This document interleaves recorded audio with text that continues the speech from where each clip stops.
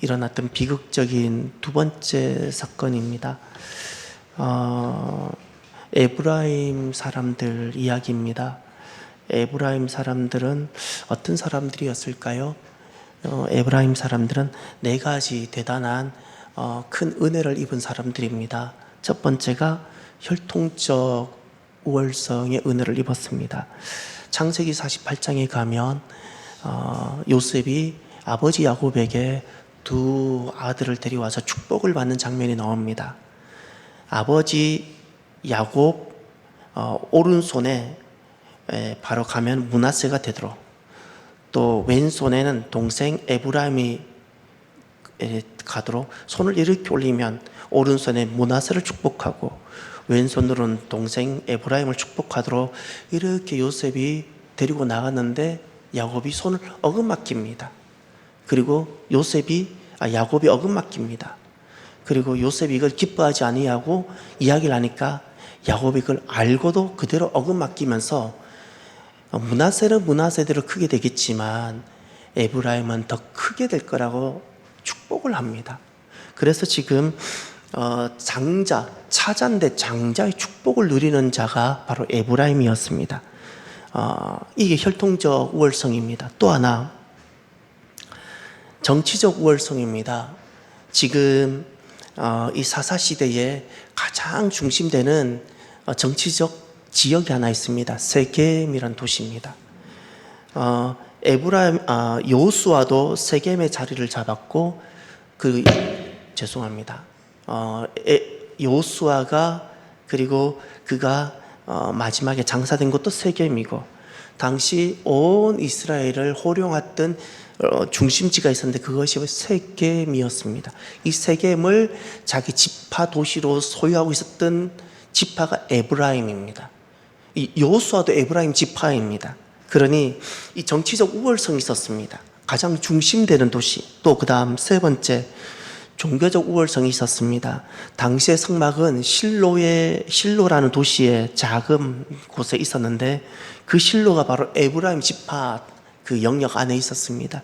그래서 아주 종교적으로도 하나님을 뵙고자 하면 다 에브라임 지파로 와야 되는 겁니다. 그가 유다 지파든 그가 므낫세 지파든 다 하나님을 뵙고자 하면 에브라임 지파 땅으로 올 수밖에 없는 바로 종교적 중심지가 에브라임 지파였습니다. 또 지리적 우월성이 하나 있었습니다. 당시 12지파가 땅을 다 분배를 받았는데 가운데 딱 중심을 잡으면 그게 딱 에브라임 지파였습니다. 이런 지리적 우월성을 갖고 있었습니다. 이런 어떤 놀라운 은혜를 입은 지파가 에브라임 지파입니다. 그러다 보니 에브라임 사람들에게는 이 하나님 은혜로 머물지 아니하고 신앙에서 벗어나기 시작하다 보니 이 은혜가 변질되기 시작합니다. 이제 오늘 에브라임 사람들의 모습을 잠깐 성경에서 볼까요? 하나님이 보여주시는 모습입니다. 1절을 보세요.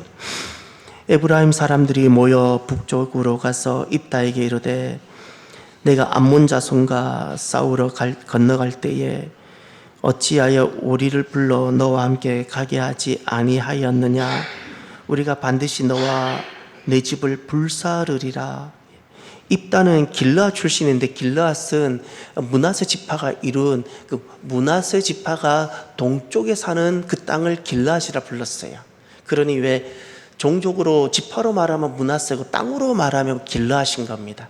예, 우리가 같은 한 곳을 사람으로도 함흥댁 부를 수도 있고 그것을 관동지방 이렇게 부를 수도 있잖아요. 그거하고 똑같은 겁니다. 길르앗 지방은 요단강 동편에 있는 므낫세 사람들이 살고 있는 지역을 길르앗이라 부르는데 지금 이렇게 말합니다. 우리가 반드시 너와 네 집을 불사르겠다. 이것이 지금 두 가지가 있습니다. 에브라임의 그 엄청난 영웅심리. 우리가 에브라임인데 우리가 혈통적으로도 장자고 그 장자 축복을 받은 자들이고 정치적으로도 종교적으로도 지리적으로도 우리가 중심인데 어떻게 너가 우리와 함께 하지 않았느냐, 이렇게 여긴 영웅심리와 폭력심리가 다 들어가 있습니다. 이게 에브라임의 모습입니다. 또 그랬더니 입다가 이렇게 말을 합니다. 2절을 보십시오. 하반절에 보면 내가 너희를 부르되 너희가 나를 그들의 손에서 구원하지 아니한 고로 나는 너희가 도와주지 아니하는 것을 보고. 알고 보니 입다가 므낫세 지파가 에브라임 지파를 소외시켰던 것이 아니라 이 다급하고 이 위급한 이때에 입다와 그 많은 여러 지파가 정치적인, 종교적인, 실제적인 힘을 갖고 있는 에브라임 지파에게 도움과 구원을 요청했는데 외면했던 겁니다. 알고 보니 외면했던 겁니다. 그래서 2절 하반절에 보세요. 내가 너희를 부르되, 불렀잖아요. 입다가 불렀어요. 에브라임 지파를. 너희가 나를 그들의 손에서 구원하지 아니했다. 안 도왔다는 겁니다. 그런데 지금 불사르겠다 그러죠. 이것이 에브라임 그 사람들 안에는 어떤 심리가 있냐면 왜곡 심리입니다. 거짓. 그러니까 사실을 사실대로 보지 못하는 왜곡이 있는 겁니다. 또 그 다음 그래서 사실을 그대로 직시하지 못한 일이 생겼습니다. 사랑하는 성도 여러분, 여기 지금 이 오늘 에브라임 사람들, 하나님이 보여주시는 에브라임 사람들의 모습을 보며 우리가 하나 생각하셔야 될 바가 있습니다. 우월한 위치, 또 영향력을 가진 그룹이나 개인, 흔히 범할 수 있는 실수가 있습니다. 그것이 자기 우월 의식입니다. 어떻게 나를 무시할 수 있지? 이겁니다. 이것을 신앙적으로는 교만입니다. 어떻게 나를 무시할 수 있지? 이런 마음이 드는 순간 이것이 바로 오늘 본문에 등장하는 에브라임 사람들의 모습입니다. 자신을 특별하게 여기며 자신을 귀하게 여기는 건 좋지만 다른 사람을 무시하는 것입니다. 다른 지파를 무시합니다. 내가 특별할 수 있는 것은 오직 하나님의 은혜였는데 이 하나님 은혜를 자신의 능력과 권리로 변질시킨 겁니다. 이게 에브라임 사람들입니다. 은혜를 마치 나의 그 권력이나 능력이나 권리로 변질시킨 겁니다. 그래서 겸손이란 이런 겁니다. 겸손이란 내 능력과 권리에서 하나님 은혜를 끝까지 찾아내는 것이 겸손입니다. 에브라임 사람이 딱 되는 순간은 하나님께서 내게 주신 은혜를 더 이상 찾아내지 않습니다. 내 특권과 내 권리 안에서 더 이상 찾지 않습니다. 내 것인 줄 압니다. 이것을 교만이라 부르는 겁니다. 겸손은 끝까지 하나님 은혜를 내 안에서 찾아내고 인정해 드리는 겁니다. 그리고 오늘 에브라임 사람을 보면서 흔히 범할 수 있는 실수가 있습니다. 그 많은 은혜를 받고도 실수할 수 있는 것, 비교의식, 비교 시기입니다. 왜 나를 인정하지 않지? 이겁니다. 어떻게 나를 무시할 수 있지 뿐만 아니라 왜 나를 인정하지 않지? 이 말은 이 비교나 시기는 어떻게 다가오는가 하면 다른 사람의 성공과 그가 잘 되는 것을 축복하지 못하는 마음입니다. 사돈이 뭐 이렇게 논을 사면 배가 아프다고, 땅을 사면 배가 아프다고. 이게 바로 딱 에브라임 사람들의 모습입니다. 축복하지 못하는 겁니다. 타인의 성공을 자기 자존심의 문제로 전락시키고 있는 것. 또 에브라임 사람들이 흔히 이제 실수하는 또 모습이 어떤 거냐면 왜 나를 중심으로 하지 않지? 왜 나를 왜 뺐지? 나를 왜 중심으로 하지 않지? 공동체가 있을 때 공동체를 약화시키는 것은 외부의 적이 아니라 내부의 적입니다. 공동체는 외부로부터 압력이나 위기가 오면 공동체는 단결하고 외부로부터 오는 위기를 이겨내려고 하나 되는데 공동체는 언제 무너지는가? 내부의 적입니다. 항상 공동체는 무너질 때 내부의 적입니다. 베트남이 무너졌을 때 외부의 적이 아닙니다. 내부의 적이 다 있었던 겁니다. 지금 왜 나를 중심으로 하지 않지? 공동체 내에 본인이 협력하기보다 자기 중심적이 되며 본인이 내부의 적이 되는 겁니다. 에브라임 사람들은 이스라엘이라는 큰 지파 안에 한 멤버가 되어져야 되고 공동체 일원이 되어져야 되는데 공동체 내부의 적이 되고 말았습니다. 그냥 이렇게 두면 이제는 에브라임 문제가 아니라 이제 이스라엘 전체가 약화되고 무너지게 됩니다. 그리고 이 에브라임 사람들의 모습을 보면 가장 마음이 아픈 것이 왜 나를 중심으로 하지 않지? 왜 나를 인정하지 않지? 어떻게 나를 무시할 수 있지? 이런 에브라임 사람들의 모습을 가만히 보면 자기에게 있는 특권을 지키려다가 신앙을 잃어버리고 있는 모습이어서 마음이 아픕니다. 신앙을 잃어버리면 삶의 한 부분을 잃어버린 것이 아니라 전부를 잃어버리는 것입니다. 몸이 아프면 몸 하나로 끝나고, 재산을 잃어버리면 재산 하나로 끝나지만, 하나님을 잃어버리고 신앙을 잃어버리는 것은 전부를 잃어버리는 것인데, 지금 이 에브라임 사람들이 바로 그 모습인 겁니다. 사랑하는 성도 여러분, 오늘 저와 여러분들이 이제 겸손하게 내 자신을 한번 돌아보시길 바랍니다.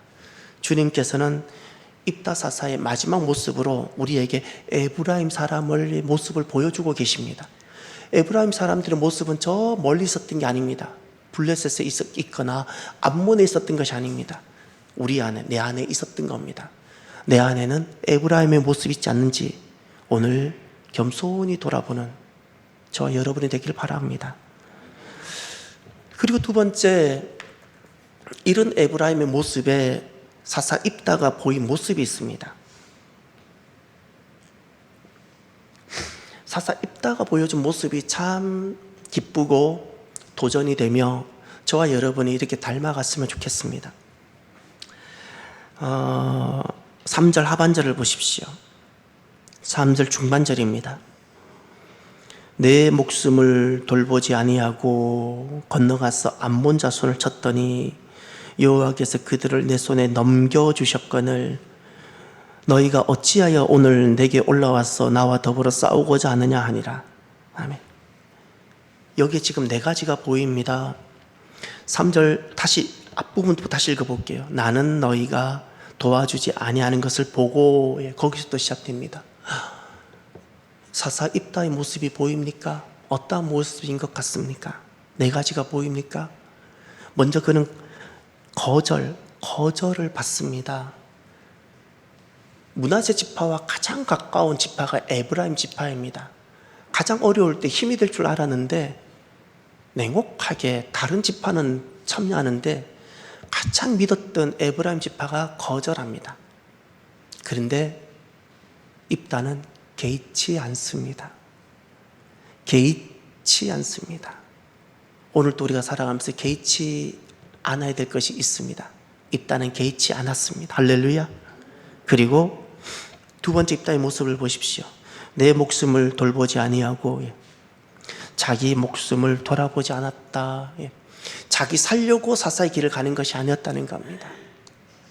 오늘도 우리 새벽에 그 역대하 말씀을 보면서 왜 그 여부스 이 모리아 산이 왜 성전산이 되었는지를 우리가 보면서 다윗의 모습을 보았죠. 다윗이 인구 조사하면서 다윗이 잘못한 거잖아요. 그것 때문에 백성들이 아파하고 전염병에 걸리고 죽어가는 것을 보면서 다윗이 그렇게 말을 하죠. 주님, 제가 잘못했으니까 저를 차라리 쳐주시고 저 백성들을 살려달라고, 긍휼히 여겨달라고 기도하죠. 하나님께서 그것을 너무너무 기뻐 받으시고, 그리고 말씀하신 것이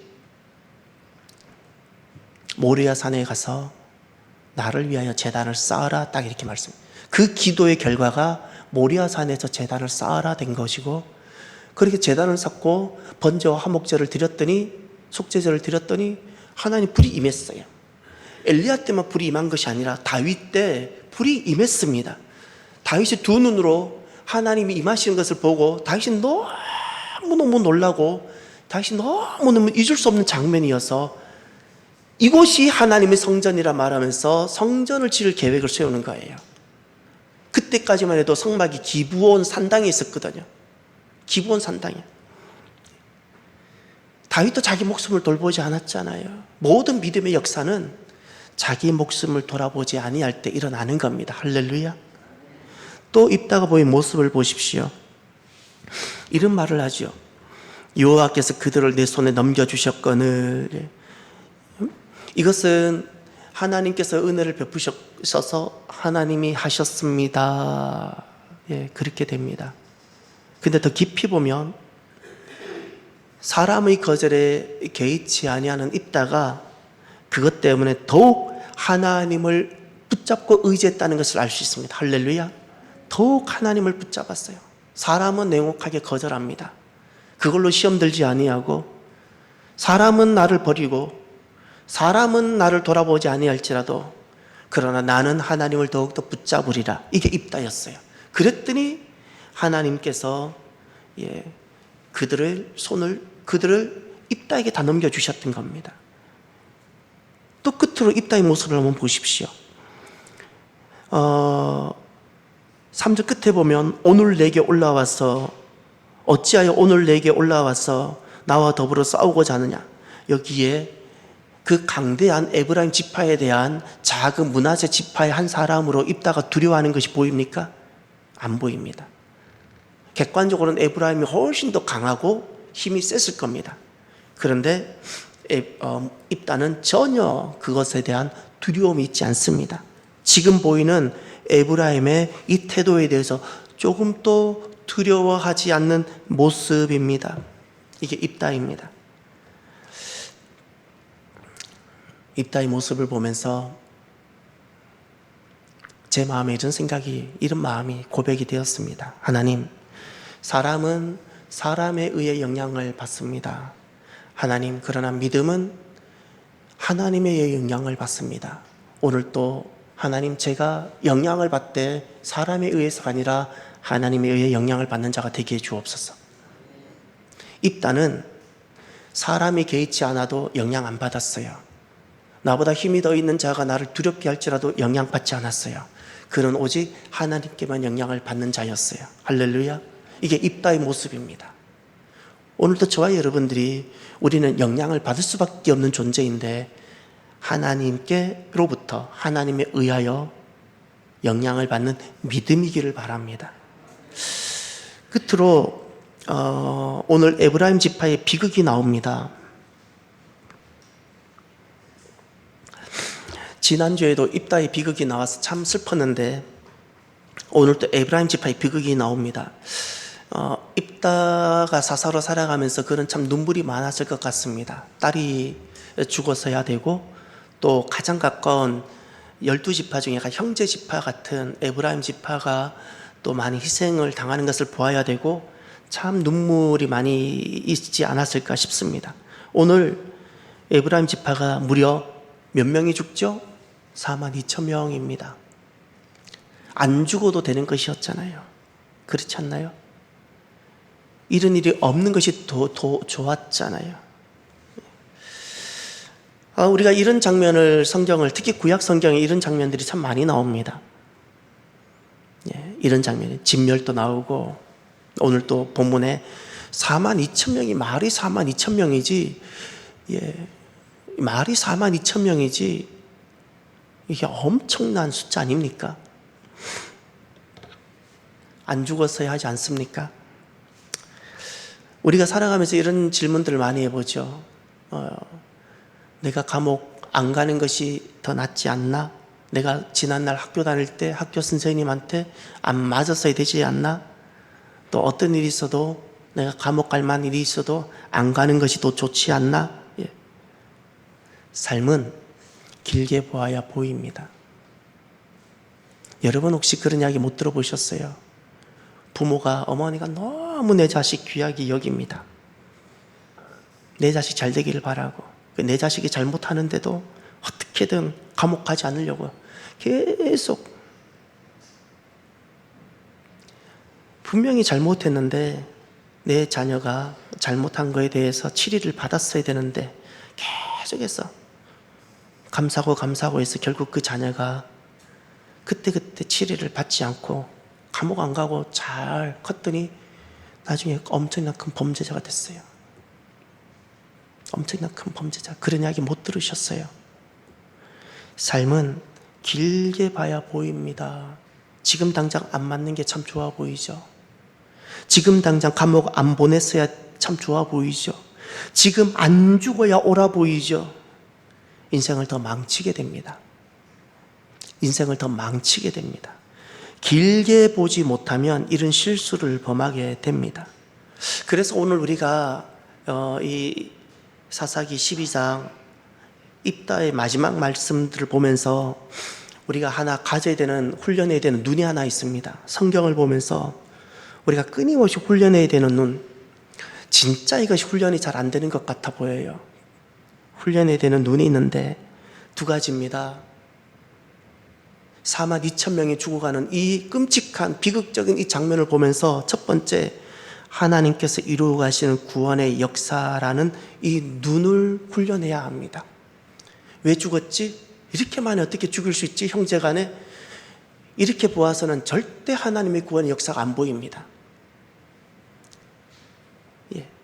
하나님께서 이루어 가시는 큰 구원의 역사를 볼 수 있는 눈을 자꾸 훈련하셔야 되고, 두 번째, 그 하나님이 하시는 방법은 항상 선하십니다라는 이것을 내 눈을 가지고 있어야 돼요. 그렇지 아니하면 말씀을 보고도 말씀이 안 보이고, 하나님께서 지금 또 구원의 놀라운 역사를 행하셔도 나는 내가 보이지도 않고 참여하지를 못하게 되는 겁니다.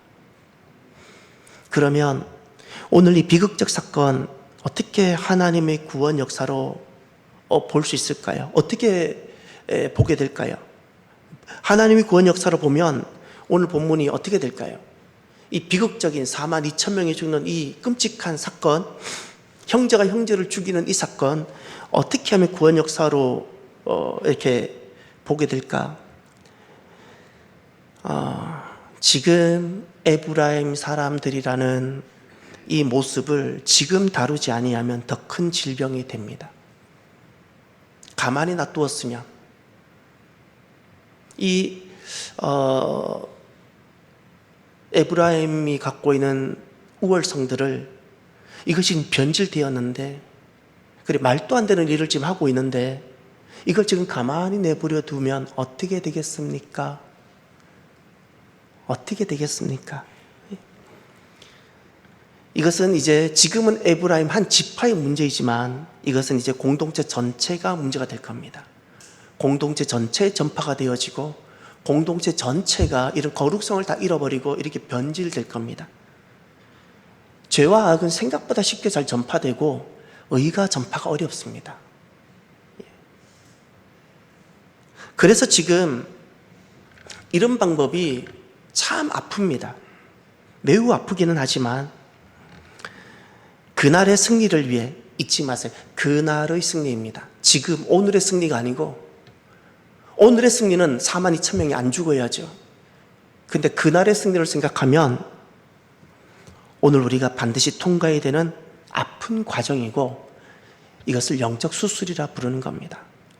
내 몸에 암이 생겼으면 그날 내가 내일을 살기 위하여 오늘 내가 이 아픈 암을 도려내지 않겠습니까? 만약에 오늘만 승리한다면 절대 그 사람은 내 이 환부를, 아픈 환부를 드러내지 않을 겁니다. 내일 그리고 죽습니다. 어느 것이 더 선하고 옳은 것일까요? 인생은 길게 봐야 하나님의 구원 역사가 보입니다. 우리가 부모가 언제 자녀를 양육하면서 실패하고 실수하는가? 인생을 길게 보지 못하고 근시안적인 눈으로 내 자녀를 보고 양육하기에 실패하는 겁니다. 길게 봐야 하나님의 구원의 역사가 보이기 시작하는 겁니다. 그리고 잊지 마십시오. 하나님 하시는 모든 것은 항상 옳으십니다. 저는 머리부터 발끝까지 뼛속으로 다 느꼈습니다. 하나님 하시는 모든 것은 옳습니다. 오늘 4만 2천 명이 죽어갈지라도, 광야에서 1세대가 다 진멸당할지라도 지금은 너무나도 내가 이해가 안 되고, 욥이라는 인생은 온몸에 당시 의술로는 고칠 수 없는 질병이 생기고 10자녀가 죽고 재산이 다 망가지고 아내와의 관계는 다 틀어지고 끔찍한 일이 일어났음에도 불구하고 하나님 하시는 일은 옳으신 겁니다. 지금은 이것을 아무도 설명하지 못합니다. 저도 설명하지 못하고 그 가운데 있는 그 누구도 설명하지 못합니다. 그런데 믿음은 길게 보게 하는 겁니다. 믿음은 길게 보게 합니다. 믿음이 없으면 지금 봅니다. 항상 지금으로 결정합니다. 지금입니다. 오늘만 붙들고 살아갑니다. 근데 믿음은 길게 보게 하고 하나님 나라를 딱 소망하면서 오늘 아픈 것은 아파하고 고통을 받아야 될 것은 때로는 받아가고, 그러면서 견디고 통과하고 지나가며 결국 승리하는 겁니다. 사랑하는 성도 여러분, 오늘 말씀을 마무리하면서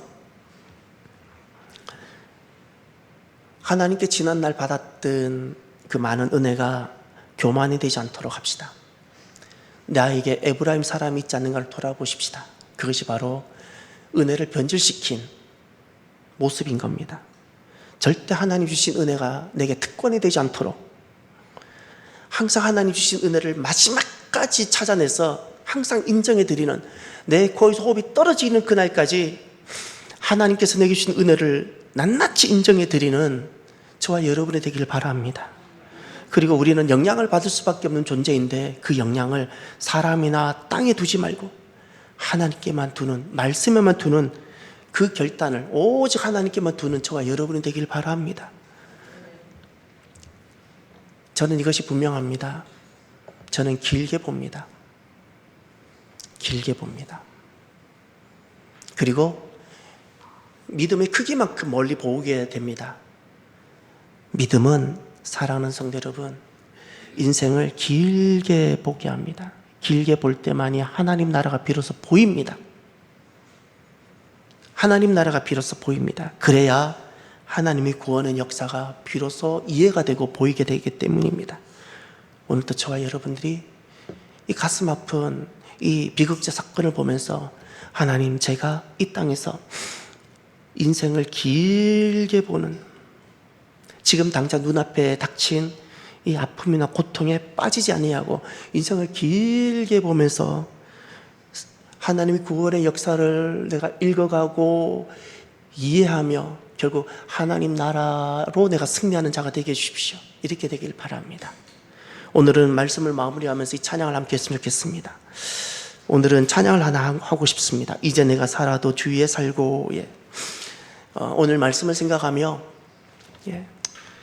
오직 우리가 하나님께만 살아도 하나님, 죽어도 하나님, 인생을 길게 보면서 이 고백으로 저와 여러분이 살기를 바랍니다. 찬양합시다.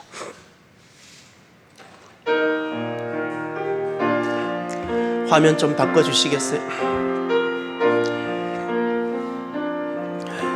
이제 내가 살아도